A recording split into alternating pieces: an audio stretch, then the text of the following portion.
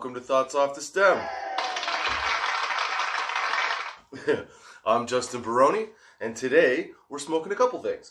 We are smoking in the bong, Ultra Sour by Up 20. It's a 23% sativa with 1% or 0.03% CBD, and it's really good. It's a really good sativa.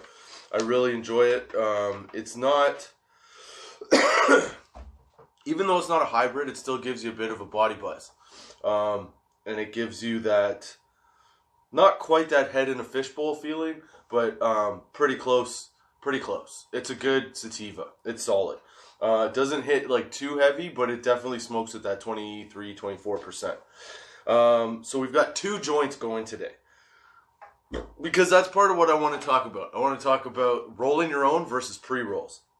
So I picked up, because we got a new kind at the shop, some Quest blueberry syrup. It's a hybrid. It is also 23% THC, and it is 0.04% CBD. So it's kind of along the lines of this. They're in this little case here. There were 2 half-gram joints.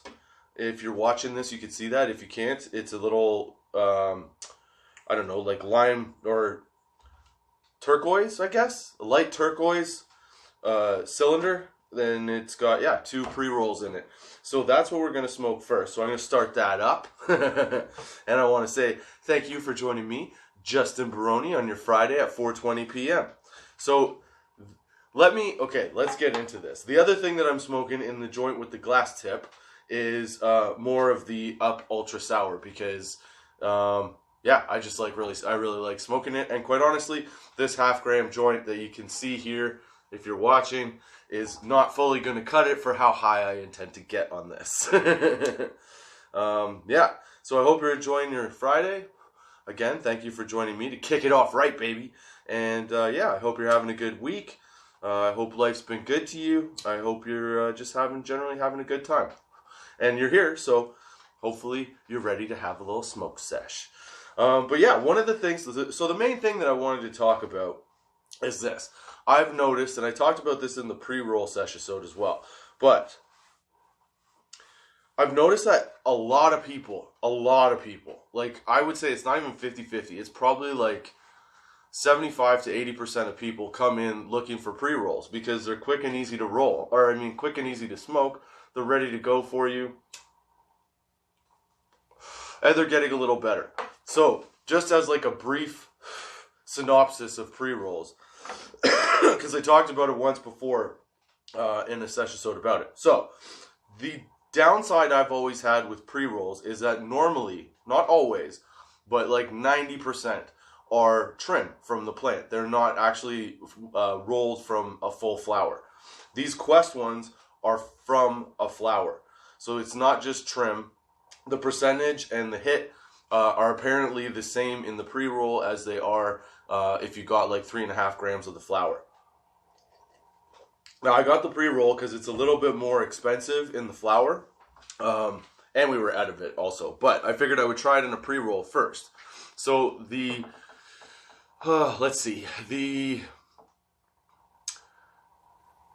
consensus around the shop is that it's a very sweet blueberry flavor.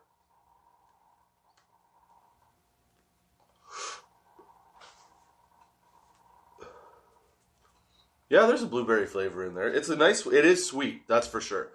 And that it hits nice. It tastes, I guess what most people are saying is that it tastes like, kind of like a blueberry yogurt flavor, like a fullness. There is a fullness to the smoke for sure. Like I said, it doesn't, there were 2 in here, so I've already smoked one. So I'm smoking the second one just to see, whether it like compounds on itself or not. Do you know what I mean? Sometimes you can smoke weed and you can put like, you smoke one joint, you come down from that joint, you smoke another one, it brings you up or it gets you a little bit higher, right? Some weed, when you smoke it in a joint, it just levels you back out to sort of normal, not high, right? You know, long-time smokers will understand what I'm saying with this. So a half-gram joint is a good gauge of whether or not the weed is really good, because if you need more of it to get to the point that you want to be, then maybe it's not the weed for you, right? But yeah, the consensus is the flavor is sort of a blueberry yogurt kind of flavor. I'd have to kind of agree. I'd like to try it, actually. I'd get it in a flower to try it in the glass tips, because you get more flavor out of the joint in the glass tips. These are pre-rolled with cardboard, and you do get a bit of that like burnt flavor. Not from the weed, but because you're smoking it through cardboard. At least that's my theory. So take it for what it's worth. But yeah, it's not bad. It's not too harsh. It's definitely not dry. Like, even when I popped them out of the little container there, they were fresh. They weren't crispy or crunchy. They just, like, if you rolled them in your hands, they just rolled nice. So yeah, it's not bad. But as your comparison, okay, so I've taken, like, I don't know, you could count the puffs that I've taken. Not many. But here's the difference in joint size. If you're listening to this, you might want to watch it for this. So the joints on your left are what I roll by myself. Like, that's what I'll roll and smoke myself, okay? The joint on your right is the blueberry syrup, okay? So that's your pre-roll versus what I smoke on my own. Now, I'm not saying that I'm, some big time smoker or anything like that, but a joint to me has to be like equivalent across the board to the thickness of like a cigarette or a small cigar. I don't know. I've just always felt that. Too small is like, I would consider this a penner. It'll give me a good taste of what it's like. If I wanted to see how high the high could get me, I would have smoked them back to back, or emptied out the rolls and rolled my own. You know what I mean? Like, rolled it back into a joint on my own to get the full gram. But yeah, I don't know. It seems to be okay. It's lifting me back up, because before I was going to do this, I was sort of coming down from the first joint a little bit. And yeah, it's picking me back up. So it gives you a little bit of energy when you smoke it. That's pretty nice. Flavor-wise, I would say, and again, this is without the glass tips. So flavor-wise, I would say that the ultra sour is probably a little bit better. But again, I'm smoking that in glass tips and bongs. I don't think they have it in a pre-roll. And if they do, I don't know if I would try it, because I like the flavor of it as it is. So if I had a preference, I would say go with the ultra sour. If you're getting, it's a little bit cheaper, and it gets you, but it is also a sativa. But I find that the all-around high from the ultra sour is better, dude. I don't know. Sometimes price doesn't matter. If a grower knows what he's doing, the grower knows what he's doing. You know what I'm saying? I've also had really expensive weed that just didn't cut it. But for the price points, these are definitely worth it. And if you want like a good midday high, I would say, if you want a light, even midday high where you're not too cloudy, but you're like up for doing shit, I would go with the pre-roll, the blueberry syrup from Quest, because it's a hybrid. It smokes like it's literally 50-50. I've got a bit of a body buzz going, and my head is starting to go. But also, it's compounded on the ultra sour out of the bong, and that is, I'd say it's a little bit more of a heavy, like, broad hit. Okay? That's what I'm saying. So, that's my review of the Quest Blueberry Pre-Roll. Good joint. I would probably buy it again. Like, if I were to buy pre-rolls, which I'm not really, but if I were out of town and I had to buy a pre-roll, I would go for this one, and I would go for the 7 Acres Sensi Star, because the Sensi Star is a little bit more of like a campfire-y taste, but the end result is awesome. So, yeah, those are my votes. But then again, I geek the fuck out over weed, and I've realized that only people that like really smoke geek out over it as much as I do. Jeez, that was a fucking tongue twister. But even newbies who are really interested, you could tell if they're gonna be a pothead. You know what I'm saying? Like, I've had some people in their probably 40s to 60s where they're just getting introduced to it because it's now legal and like the stigma is starting to break a little bit on it. And they've come in, and I've had, a handful of customers geek out and want to know all the information that you know about the high. Not necessarily how it's grown and things like that, but definitely about like, what's a good pick? What's your pick? I've had several customers come in at this point and be like, you're the dude that made me like this yesterday. And I'm like, yeah, man, I just like good weed. But then you also get customers, like I was saying at the beginning, you get like 90% of the people that just want things all ready to go, right? So they come in and they buy pre-rolls. And one day, the two common factors are if they come in for a pre-roll, they're only concerned about the CBD or the THC quantities in it. They don't care about anything else. Because the THC to them is like what gets you the highest. So you can judge your high on the THC. And yes, you can to a point. But you need to know the terpene profile too, because if you know the terpene profile, then you know how long and how intense that high will be, right? And how little. Like you'll know it a little bit better. And then you can gauge what you pick from there on out based on what you know of that terpene profile and what you find in other strains, okay? So I had this couple come in, and they were asking, we were at the end of the week, so we were running low on our stock, but they were asking for the highest content THC pre-roll that we had. So we list off a couple of the highest content ones. And they were, I think, like 20 to 25%. She's like, no, I need 30. So me and my pompous ass weed smoking self was like, yeah, but you know about terps, right? And this lady, dude, it was fucking hilarious. I couldn't laugh at the time, but after we laughed pretty hard about it. This lady eye rolled so hard at me that she barreled herself head first into her husband who was standing beside her. If you're watching, she basically, I go, so, THC isn't the only thing, like the terp profile. And she goes, oh, you're one of those. And then, whoa, poof.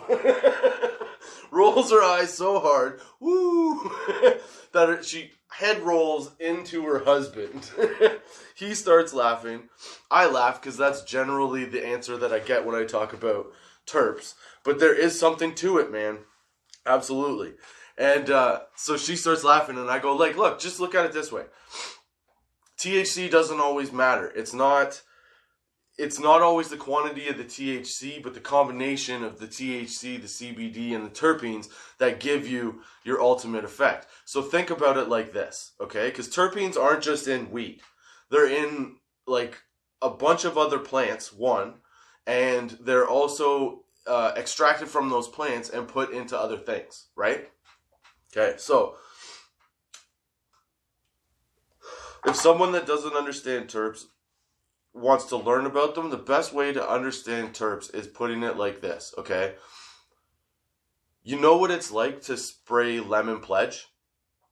You know that feeling, that smell and that feeling that you get after? Like everything feels and smells really fresh. It gives you like a sort of a sense of like energy. You get like a little burst of energy when you smell it. And you generally like start to feel more social, right? So the terpene in that is pinene. That's what pinene does. It lifts you up, and when it gets into you, it pushes you in the direction of being a little bit more animated and social, I guess you could say, right? More lively, right?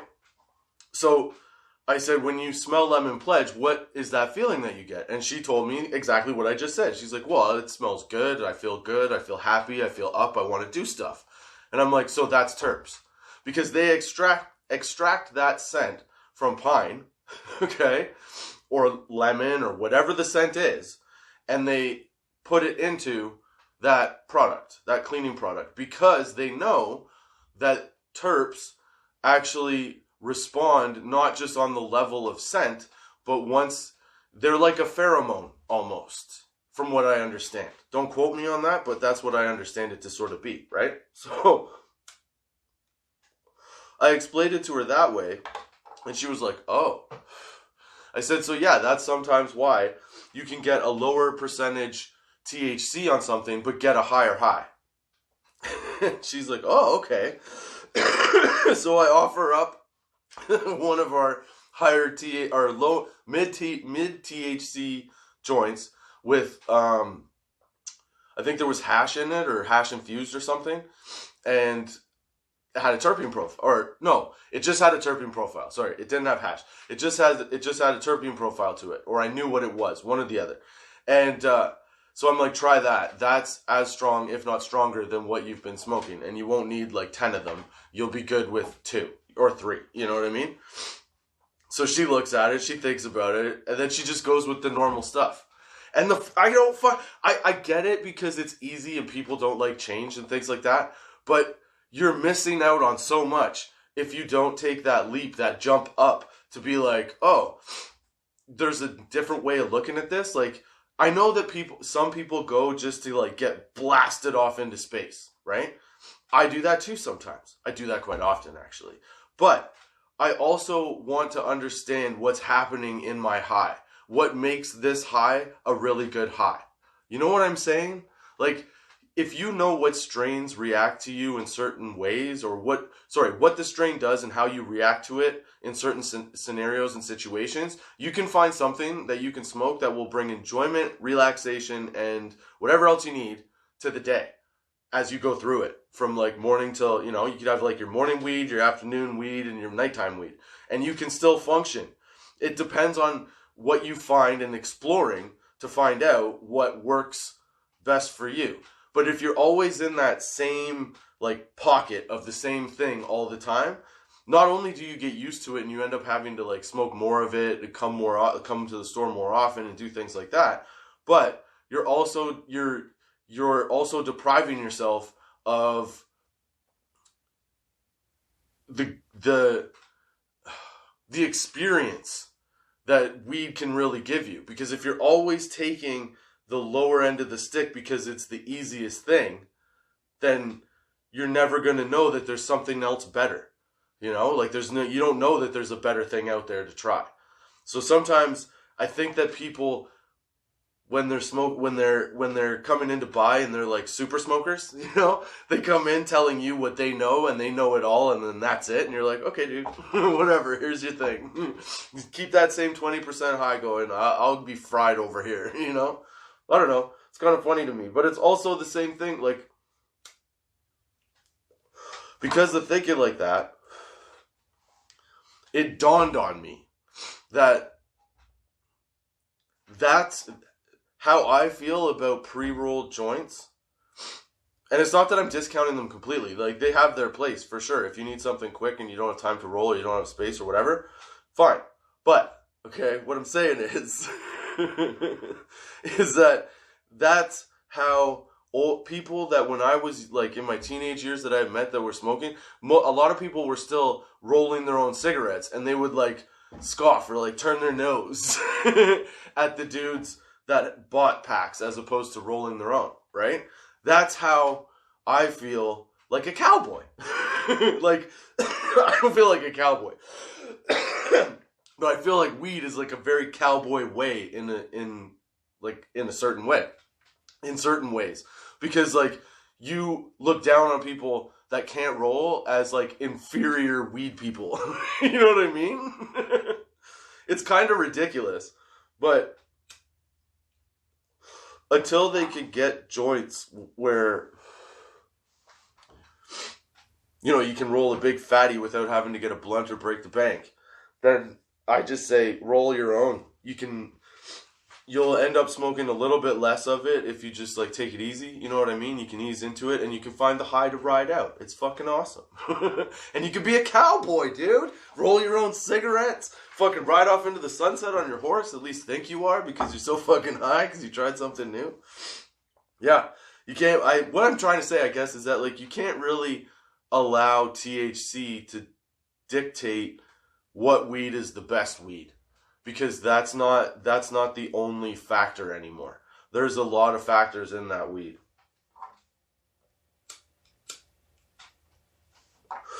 That's what I'm saying.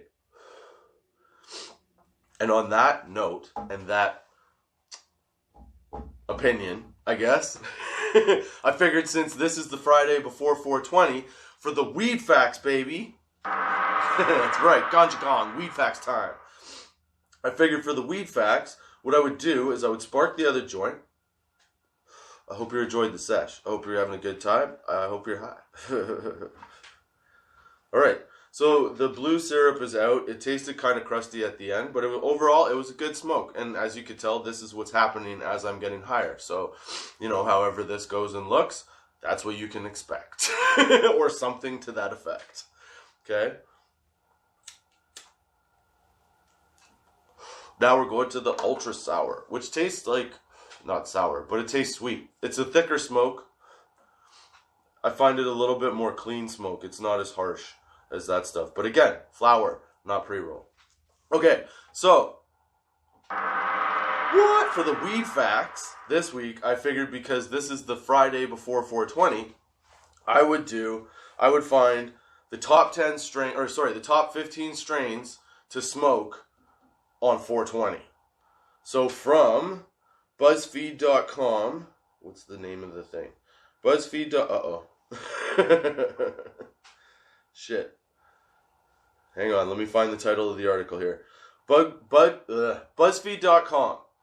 The absolute best strains of weed to smoke on 420. So these are their 15 picks for the strains to smoke on 420 to give you the best 420, I guess.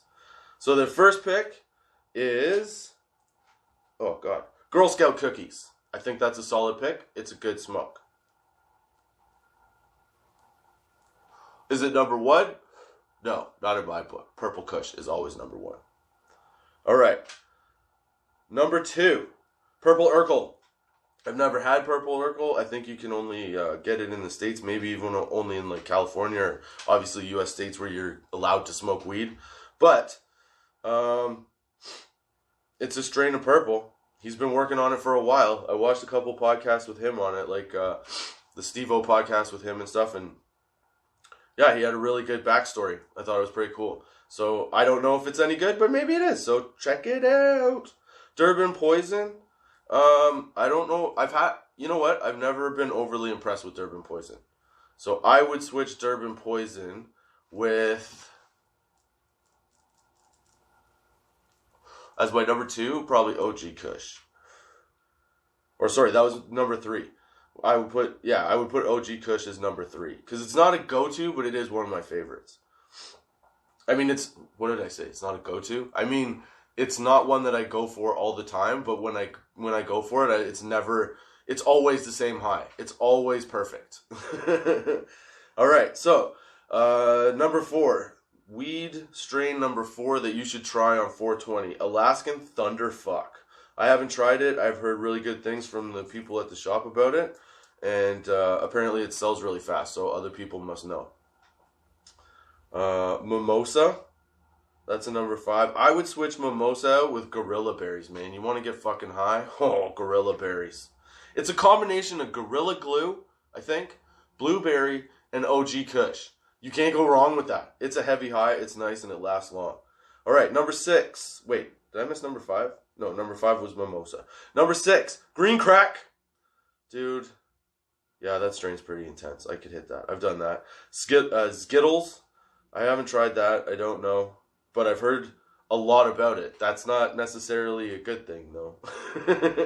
Some people at work like swear by it. So I don't know. And okay, number 8, Blue Dream. Blue Dream solid. It's a nice midday high.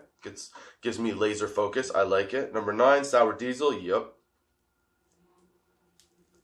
That's a good strain. Nice stinky smell. It's good. Lava Cake. I have not tried that, but you could try it out. White Widow. Again, always that one's always good. Even homegrown. I had some homegrown of that, and dude, it was fucking delicious. The only problem with White Widow is I find that I personally get accustomed to that high too quickly. And then I'm like, oh, I have all this extra White Widow because I get excited about it because it doesn't come around that often. And then next thing I know, I've got like an overabundance of it, and I have to like switch smoking it to something else. Number 12, Trainwreck. That's pretty good too. Jack Herrera. Again, that's one I'm not a big fan of. Jack Herrera, I would switch that with 7 Acres Sedsi Star. Or any Sedsi Star, really. Sedsi Star. Number 14, Grape Ape. I've heard good things. Never tried it. So if you know about it, leave. Any of the ones you don't know, or you guys know about that I don't, tell me about them in the comments. Because then, like, I'm building a list of stuff to try. So, yeah, help me add to my list. All right. And the last one, number 15, is OG Kush, which was up to, like, number 3 on my list, or number 4. So, I would actually put Space Cake as my number 15. So, those are the weed strains that you should try on 420. Straight from the Weed Facts, baby. You can find the Weed Facts on Top 420 Tots. Jesus. Tots420.com /weed. No, not slash. Well, I think you could. You could try slash. If not, just go to tots420.com, go to the menu, look for the Weed Facts, and I'll have them posted up there. Yeah, dude. That's what I like about weed. There's such a variety that you never have to smoke the same thing. And if you, like I said before, if you actually pay attention to how the high affects you and what elements that the growers feel you should know are on the packaging, like the ingredients or like what is in the bud, the profile. Oh my God, Justin, you're high.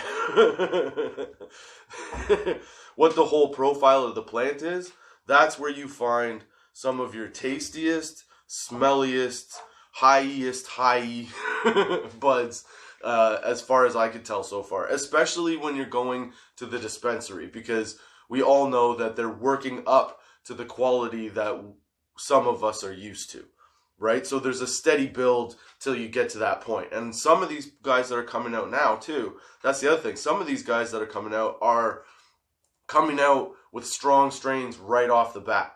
Like, they've taken their time to cultivate everything to a point where they're like the Dr. Dre's of weed, is what I'm saying.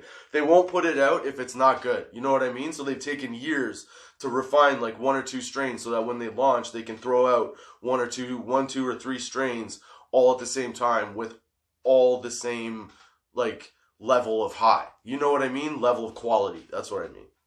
Yeah. So I've noticed that. I was getting to a point, wasn't I? But I've noticed that. I've noticed that a lot of the guys that are putting those, the full description of what's in the profile of the plant on their packaging, it's way more accurate to what you expect from your high.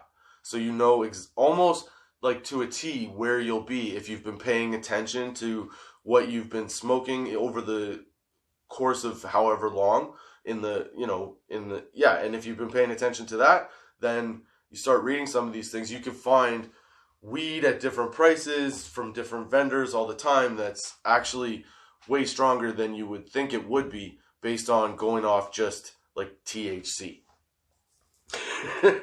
That's what I'm saying. I'm really stoned. I hope you're stoned.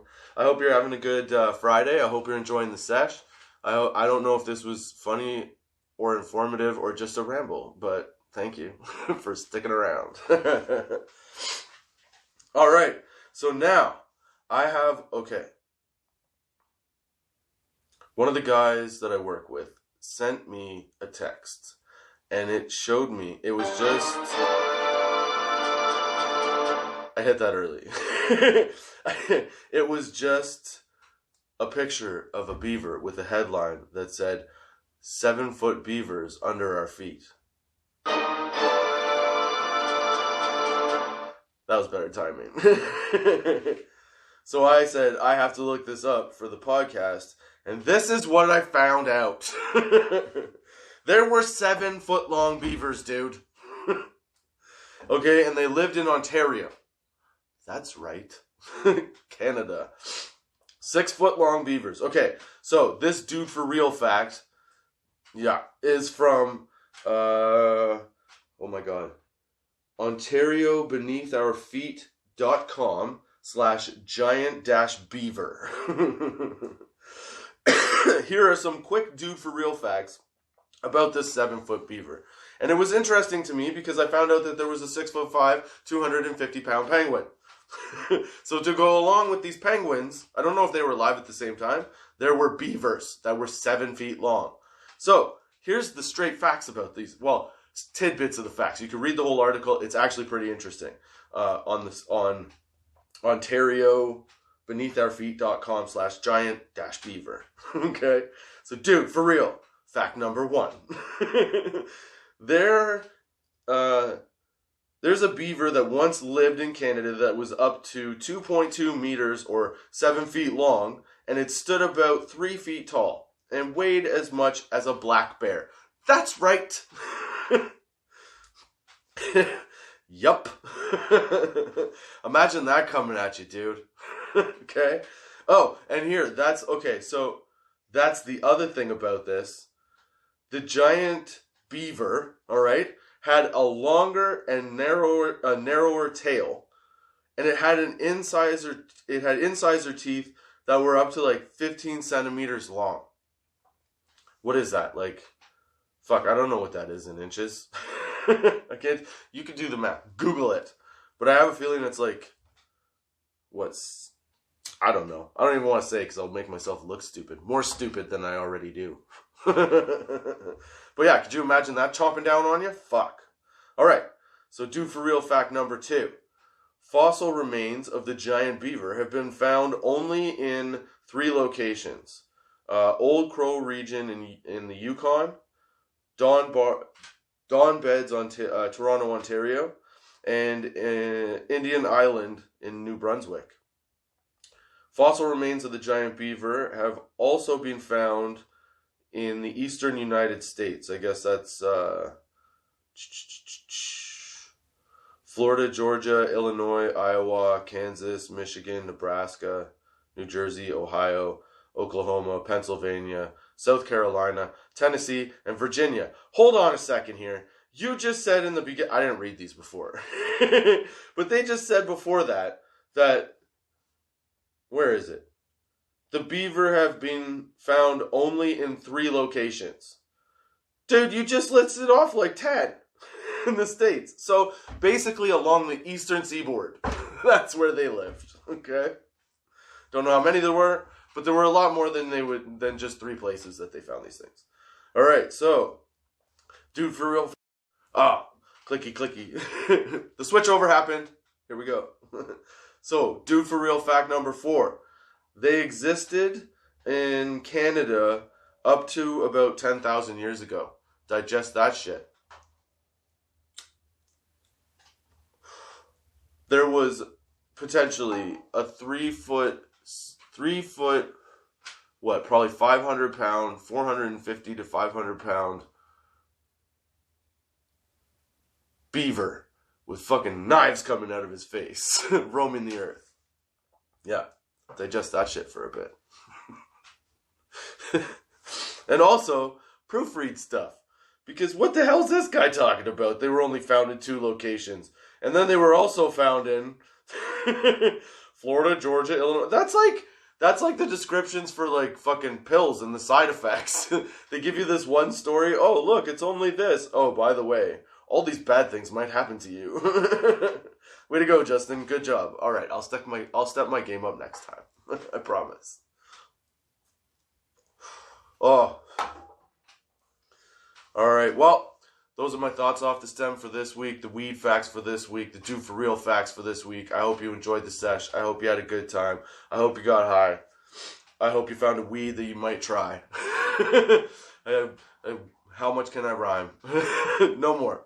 No problem, dude. All right.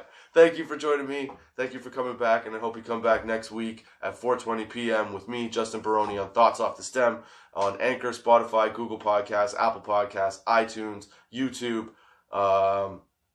Good Pods, Podchaser, wherever you get a podcast. It's out there, baby. And don't forget to check out tots420.com. Get your hats. Oh, you could get your Weed Sommelier t-shirts. That's what I'm talking about. Be a sommelier. Roll it. Understand what's in it. Smoke it. Taste it. Love it.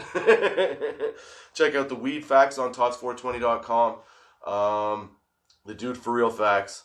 And yeah, until next time, I'm going to get this right. Until next time, keep your lids low, baby.